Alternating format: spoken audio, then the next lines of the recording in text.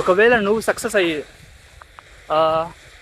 నేనేం మంచిగా ఉండి నిన్నందరూ నలుగురు గుర్తుపడితే అప్పుడు వచ్చే ఫ్రెండ్స్ అసలు ఫ్రెండ్సే కాదు. అప్పుడు వాళ్ళు వచ్చినా కానీ మాట్లాడు, అవాయిడ్ చేయమని చెప్పట్లా, మాట్లాడు. అది నీ గొప్పతనం అయి ఉండాలి. ఎందుకంటే వాడు అలాంటి వాడు అని తెలిసినా కానీ నువ్వు దగ్గరికి తీసుకొచ్చి మాట్లాడుతున్నావు అంటే అది నీ క్యారెక్టర్ని ప్రూవ్ చేస్తుంది. నీ క్యారెక్టర్ అట్లుంటుందని, నీ మైండ్ సెట్ అట్లాంటిది. పగోడితైనా నువ్వు మంచిగా మాట్లాడితే అప్పుడే నీ క్యారెక్టర్ ఏంటో వాళ్ళకి తెలుస్తుంది. మాట్లాడు, బట్ నమ్మకు.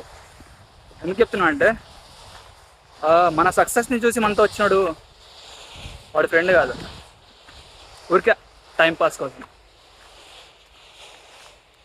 సో ఇది నాకు తెలిసింది, నా ఇన్సిడెంట్ నాకు జరిగింది చెప్తున్నా అంతే. దీన్ని మీరు గుడ్గా తీసుకోవచ్చు, బ్యాడ్గా తీసుకోవచ్చు. మీకు చెప్పాలి, అది నా బాధ్యత, అందుకే చెప్తున్నా.